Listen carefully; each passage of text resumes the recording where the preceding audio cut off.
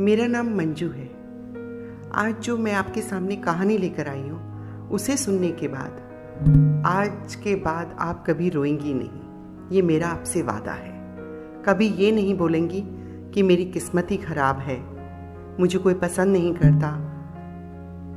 आप सुनिए, एक सपना नाम की लड़की होती है जो शादी करके बहुत सारे सपनों के साथ अपनी ससुराल आती है।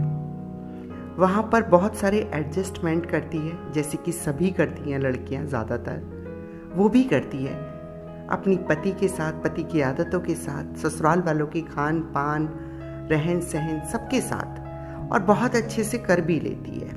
बहुत अपनी इच्छाओं को मारकर, बहुत सारी चीज़ों को मतलब भूलकर वो कर लेती है एडजस्टमेंट। धीरे धीरे शादी आगे बढ़ती चली जाती है। ठीक है, कई बार पति उसके घर वालों के सामने उसको कुछ बोल देते थे, इंसल्ट भी कर देते थे, वो सब कर लेती है बर्दाश्त, आंखों में आंसू भरकर, चाहे चुपचाप रहकर, लेकिन बर्दाश्त कर लेती है। उसके 2 बच्चे होते हैं, एक बेटा और एक बेटी। उनका वो लालन पालन जैसे सब माँ करती हैं ऐसे ही करती है, बहुत अच्छे संस्कारों के साथ उनको खाना पीना सब कुछ बहुत अच्छे से कराती है। धीरे धीरे उसके बच्चे भी बड़े हो रहे होते हैं। उसके पति का स्वभाव भी धीरे धीरे और ज़्यादा चिड़चिड़ा सा होता जा रहा था, जो कि वो बार बार उसकी छोटी मोटी बातों पे इंसल्ट कर दिया करता था। तो उसके पति के लिए तो ये बहुत छोटी बात थी, बट उसके दिल में कहीं ना कहीं ये बैठ रहा था। लेकिन कोई बात नहीं, ज़िंदगी आगे बढ़ रही थी। एक दिन उसके बच्चे और पति सभी बैठकर टीवी देख रहे थे, वो भी वहीं पर थी। तो उसने अचानक किसी कंट्री के बारे में कोई क्वेश्चन कर लिया, जो शायद उसने कुछ गलत पूछ लिया था। तो उसके बच्चे अचानक हंस पड़ते हैं और उसके पति कहते हैं कि तुमको कुछ आता जाता भी है, तुमने लगता है पढ़ाई कुछ की नहीं है, बस ऐसी डिग्री लेकर बैठ गई हो, तुमको कुछ आता जाता तो है नहीं। तो उसकी आंखों में आंसू आ जाते हैं, लेकिन वो चुपचाप वहाँ से निकल जाती है, जिसका कि किसी को ध्यान भी नहीं होता कि इसके आंखों में आंसू भी आए हैं, ये रो भी रही है, इसे कुछ गलत भी लगता है। नहीं, किसी को इस बात से कोई मतलब नहीं था। वो चली जाती है, हमेशा की तरह रोकर आ जाती है। फिर ऐसे ही टाइम कट रहा होता है।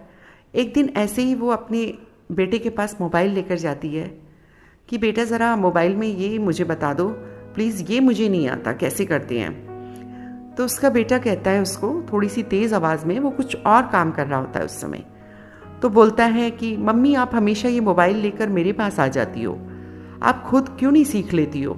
अब मुझे टाइम नहीं है, प्लीज़ मेरे से अभी मत पूछो, मैं बाद में बता दूंगा।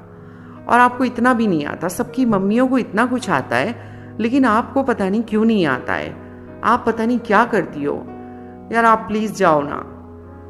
फिर वही जो हमेशा से होता आया है, वो आंखों में आंसू भरकर वापस चली जाती है, जिसका कि बेटे को भी ध्यान नहीं था। वो फिर जाकर रोती है, फिर चुप होकर आ जाती है। ऐसे ही चलता रहता है। एक दिन सपना की बेटी की फ्रेंड आने वाली थी, तो उसने कहा कि मम्मी मेरी फ्रेंड आने वाली है, तो आप प्लीज़ ज़्यादा मत आना और उसके सामने ज़्यादा बोलना भी मत। तो सपना कहती है कि क्यों, क्या हुआ? कहती है मम्मी प्लीज़ आप बुरा मत मानना, लेकिन उसकी मम्मी ना बहुत इंग्लिश बोलती हैं और आपको इंग्लिश नहीं आती है, तो प्लीज़ मम्मा आप ज़्यादा मत आना और ज़्यादा बोलना भी मत। तो सपना अब इन सब बातों की यूज़ टू हो चुकी थी, तो उसे कोई बहुत फ़र्क पड़ा नहीं। फ़र्क तो पड़ता है, बट अंदर से एज़ यूजुअल वो हमेशा अपनी आँखों से आंसू निकालती है, पोंछती है, फिर से बहुत ही नॉर्मल हो जाती है। तो वो उसकी फ्रेंड को खाने पीने को देकर और वो चुपचाप चली जाती है। अगले दिन उसकी कुछ तबीयत ख़राब होती है, या तो ज़्यादा सोचने की वजह से अंदर ही अंदर वो टेंशन बहुत लेने लगी थी। तो सुबह उठती नहीं है, तो उसके हस्बैंड कहते हैं कि अरे अभी तक तुम नहीं उठी और नाश्ता वगैरह बनाना था। तो कहती है मेरी तबीयत कुछ आज ठीक नहीं है। तो उसके हस्बैंड कहते हैं कि तुम्हारी तबीयत ठीक ही कब रहती है, तुम हमेशा बीमार ही रहती हो, कभी यहाँ दर्द, कभी सर दर्द, कभी ये कभी वो, तुम्हें तो लगा ही रहता है। चलो उठो यार जल्दी और खाना वाना बनाओ, जो भी देना है दे दो। वो उठती है और बच्चों के लिए भी और पति के लिए नाश्ता बनाती है, लेकिन बहुत चुप रहती है। आजकल वो थोड़ा सा चुप भी रहने लगी थी, लेकिन फिर भी आदत के मुताबिक वही पति का भी ख्याल रखना, बच्चों का भी रखना, वो सब करती रहती है। लेकिन उसकी तबीयत आज वाकई ख़राब थी। जिस दिन उसकी तबीयत ख़राब होती है उसी दिन उसकी फ्रेंड मधु उससे मिलने के लिए आती है। वो इत्तेफाक ही होता है। तो मधु सपना को देखकर कहती है कि कुछ तेरी तबीयत ठीक नहीं है क्या? क्या हुआ तुझे? सपना पहले तो छिपाने की कोशिश करती है, लेकिन आखिर बता ही देती है कि मैं आजकल बहुत परेशान हूँ। मेरी घर में मेरी कोई वैल्यू नहीं है, मेरी कोई इज्जत नहीं करता, पति बात बात पर इंसल्ट करते हैं, बच्चे भी मुझे कुछ नहीं समझते, मैं क्या करूँ? आजकल मैं बहुत तनाव में रहने लगी हूँ। तो उसकी फ्रेंड मधु कहती है कि तू क्या इज्जत मांगती है? कब तक उधार की इज्जत पर जिएगी? इज्जत कमाओ। सपना कहती है कमाओ?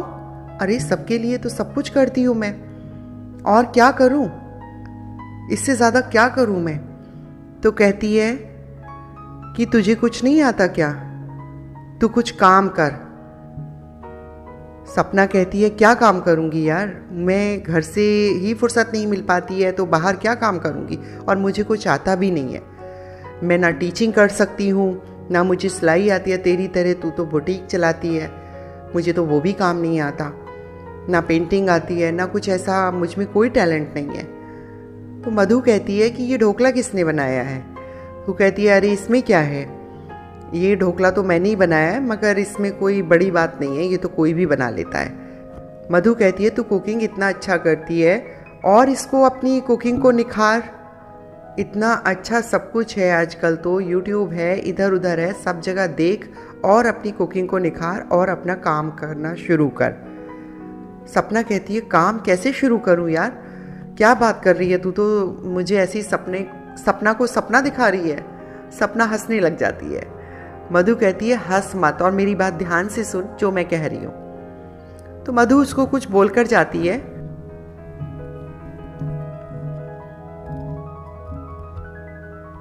मधु ये सब कहकर चली जाती है। सपना सोचने में लग जाती है कि मैं क्या करूं, अपने पति से कहूं कि नहीं कहूं, लेकिन उससे रहा नहीं जाता और वो अपने पति से बात करने लग जाती है कि मुझे कुछ करना है। तो उसके पति हंसने लगते हैं और कहते हैं कि अब बुढ़ापे में करोगी, जब करने का टाइम था, जब तो कुछ किया नहीं, तुम क्या कर भी क्या सकती हो। सपना की आंखों में वही फिर से आंसू आ जाते हैं और वो कहती है कि मैंने गलत ही बताया, मुझे नहीं बताना चाहिए था, अपने मन में सोचती है। लेकिन कुछ दिन फिर ऐसे ही बीतते चले जाते हैं। आजकल सपना के बच्चे भी समझ गए थे कि कुछ तो बात है, मम्मी कुछ बदल रही है।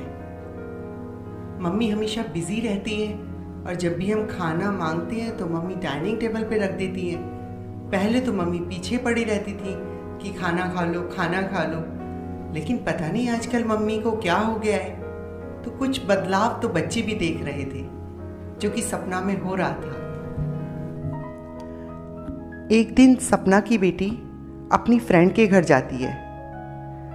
वहाँ उसकी फ्रेंड खाने में बहुत सारी उसको खाने की वैरायटी रखती है, बहुत टेस्टी टेस्टी चीज़ें और बहुत ही सुंदर देखने में भी लगती हैं वो, मतलब प्रेजेंटेशन भी बहुत ही बढ़िया था।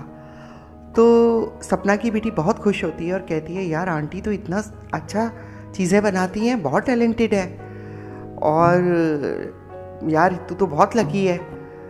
तो उसकी फ्रेंड हंसने लग जाती है, कहती है हाँ मैं लकी हूँ कि तू लकी है। वो कह रही थी कि क्यों, क्या हुआ, मैं किससे लकी हूँ? हाँ मुझे खाने को मिल रहा है शायद इसलिए लकी हो।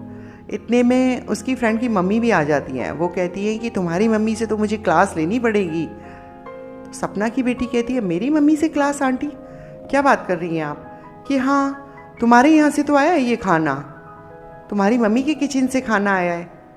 उसकी बेटी बहुत शॉक्ड रह जाती है और कहती है कि पता नहीं ये सब क्या कह रही हैं। तो वो लेकिन हंसकर रह जाती है जैसे उसे सब कुछ पता हो, क्योंकि वो दिखाना नहीं चाहती कि उसे कुछ नहीं पता है।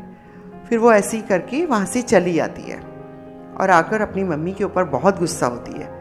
कहती है कि आपने मेरी फ्रेंड के यहाँ खाना भिजवाया, आपको ये सब करने की क्या ज़रूरत थी? आप खाना भिजवाती हो ऐसे? मैं जा रही थी तो आपने खाना भिजवा दिया।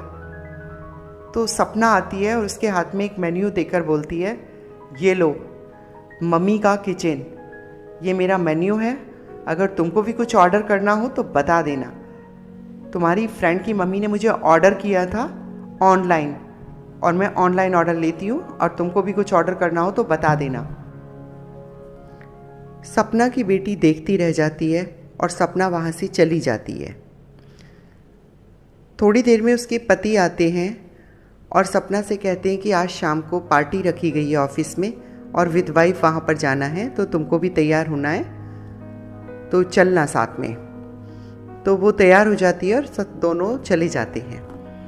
वहाँ पर बैठकर डिस्कशन हो रहा होता है कि किसकी वाइफ क्या करती है। तो सभी लेडीज़ अपना अपना बताती हैं कि मैं फ़ैशन डिज़ाइनिंग करती हूँ, कोई बताती है कि मैंने बुटीक खोला हुआ है, कोई गवर्नमेंट जॉब कर रही होती है, कोई टीचिंग कर रही होती है। तो सपना के पति सपना को घूर रहे होते हैं और सोच रहे होते हैं कि अब इसका नंबर आएगा तो ये क्या बोलेगी। तो फिर सपना का नंबर आता है, तो उससे पहले ही सपना के पति बोल पड़ते हैं कि मेरी वाइफ को ज़्यादा कामों में इंटरेस्ट नहीं है, वो घर में ही खुश रहती है। तो सपना कहती है कि मुझे कुकिंग के अलावा ज़्यादा काम में इंटरेस्ट नहीं है, मैं कुकिंग एंजॉय करती हूँ। और आज आप लोग जो खाना एंजॉय कर रहे हैं और जो इतनी देर से तारीफ़ कर रहे थे, उसके लिए सबसे पहले तो मैं थैंक यू बोलूँगी, क्योंकि ये मेरे ही किचन से आया है। जो मम्मी की किचन से आपने ऑर्डर किया है वो मेरा ही किचन है। मैं खाना बनाती हूँ और मैं ही ये सब ऑनलाइन काम करती हूँ। तो सब लोग एकदम देखते रह जाते हैं, कहते हैं अरे वाह, ये तो बहुत अच्छा, अरे तुम्हारे पतिदेव ने तो बताया ही नहीं कभी भी कि ऐसे करती हो आप काम, आपका रेस्टोरेंट है। वो कहती है नहीं, रेस्टोरेंट तो नहीं है, लेकिन मेरा 1 साल हो गया और मुझे बहुत अच्छा रिस्पांस मिला है, तो मैं आगे ये काम बढ़ाने का सोच रही हूँ। देखिए आगे अच्छा ही होगा। तो मेरे पतिदेव ने इसलिए नहीं बताया था कि हम लोग आप सभी को सरप्राइज़ देना चाहते थे कि आपको एकदम बताएंगे, इसलिए हम लोगों ने नहीं बताया था। तो थैंक यू सो मच जो आप लोगों ने मेरे खाने की इतनी तारीफ़ की है। सपना के पति का नाम राकेश है, तो सभी लोग राकेश से कहते हैं, Rakesh you are so lucky, your wife is very talented. Rakesh एकदम सबका चेहरा देखता है, फिर सपना का चेहरा देखता है और फिर बोलता है हाँ हाँ थैंक यू। एक्चुअली हम लोग बताने वाले थे, लेकिन हमने सोचा था कि थोड़ा काम और अच्छा हो जाएगा, फिर हम अब सबको बताएंगे। तो बस ऐसे ही फिर पार्टी ख़त्म हो जाती है, तो सब लोग घर आ जाते हैं। राकेश और सपना भी आ जाते हैं, लेकिन राकेश ने सपना से रास्ते में कोई बात नहीं की। राकेश ने लेकिन घर आकर सपना से बोला कि तुमने मुझे आज तक बताया क्यों नहीं, और ये तुम सब कैसे कर रही हो।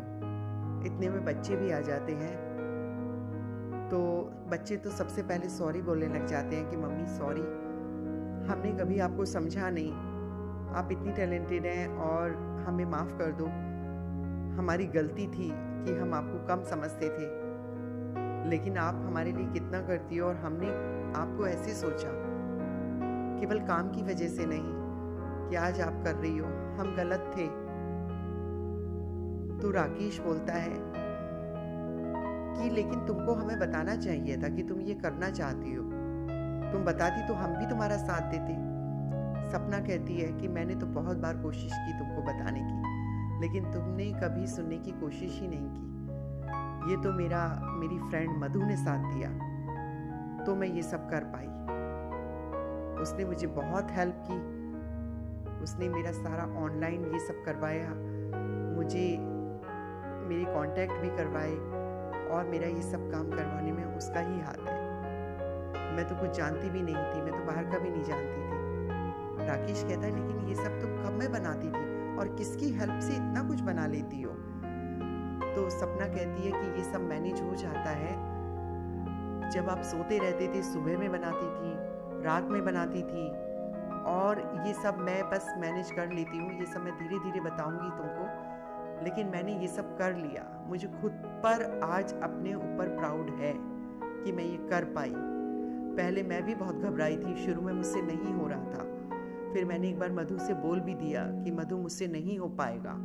मैं बहुत परेशान हो गई थी और मैंने छोड़ भी दिया था, लेकिन फिर मधु ने मुझे हौसला दिया कि तू कर सकती है। बस ये हौसला ही था कि मैंने कभी छोड़ा नहीं, तो मैं कर पाई। आज मैं बहुत खुश हूँ, मैं अपने आप में बहुत खुश हूँ। मधु ने सच ही कहा था कि उधार की इज्जत पे जीना छोड़ दो। तो मैंने मेहनत की, और मेहनत के बिना कुछ नहीं हो सकता, ये मैं जानती हूँ। राकेश कहता है तुम मेहनत तो पहले से ही करती थी, लेकिन हम समझ नहीं पाए थे। तुम तो पूरा दिन पूरा घर का ख्याल रखती थी, लेकिन हम इतना समझ नहीं पाए। मैं तुमको कभी भी किसी के सामने डांट देता था। इसके लिए मैं तुमसे सॉरी बोलता हूँ। बच्चों के सामने मैंने तुमको बच्चों के सामने, सबके सामने कई बार इंसल्ट किया होगा, जो कि मुझे नहीं लगता था कि मैं इंसल्ट कर रहा हूँ, लेकिन मैं दिल से नहीं करता था। और तुम तो जानती हो कि तुम्हारा पति कैसा है। सपना कहती है हाँ, मैं आपको बहुत अच्छे से जानती हूँ। फिर सब लोग मिल जाते हैं और ये हैप्पी एंडिंग होती है। आज आपने एक सपना की कहानी सुनी, और ऐसी सपना हमारे आसपास बहुत है।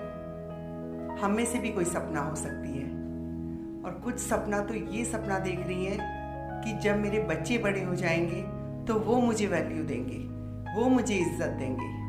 लेकिन सपनों से बाहर निकलो, ऐसा कुछ नहीं होने वाला।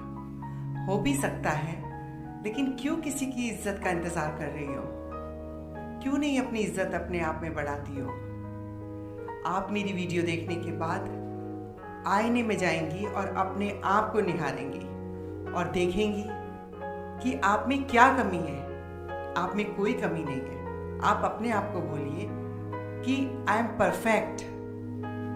आप परफेक्ट हो, आप कॉन्फिडेंट हो, आप स्ट्रॉन्ग वुमेन हो। आप अपने आप को ये सब बोलो, और फिर देखो आप में कितना चेंज आता है। और आपके अंदर जो भी छोटा मोटा बड़ा जो भी टैलेंट है उसको निखारिए। रोने धोने में अपना टाइम वेस्ट मत कीजिए, क्योंकि कुछ नहीं मिलने वाला, कोई नहीं सुनने वाला। इतने सालों से रोती आ रही है ना, आगे भी कुछ नहीं होने वाला। रोने से कुछ नहीं होगा। वो ऊपर वाला भी आपकी तभी सुनेगा जब आप खुद अपने लिए कुछ करेंगी। तो उठिए और अपने टैलेंट को निखारिए, चाहे आप में कुछ भी हो। सपना को तो मधु मिल गई, लेकिन ऐसा नहीं है, आपके लिए भी कोई ना कोई मधु इंतजार कर रही होगी।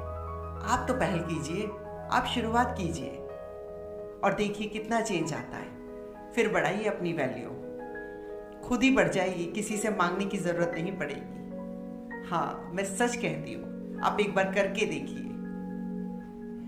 अपने आंसू किसी बेपरवाह के लिए यूं जाया ना कर।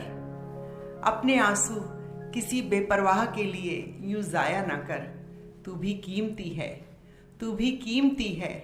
किसी के लिए भी अपनी कीमत यूं घटाया ना कर। आप अभी से अपने आप को देखेंगी और अपने अंदर का टैलेंट ढूंढेंगी और उस पर काम करेंगी, ना कि रोने धोने में अपना टाइम वेस्ट करेंगी। आपसे मेरी ये रिक्वेस्ट है, विनती है, और आप देखिए आप में कितना चेंज आता है। मेरे साथ जुड़ी रहिए, मेरे चैनल को सब्सक्राइब करिए, लाइक करिए। देखते हैं बहुत आगे जाएंगे हम मिलकर। धन्यवाद, थैंक यू।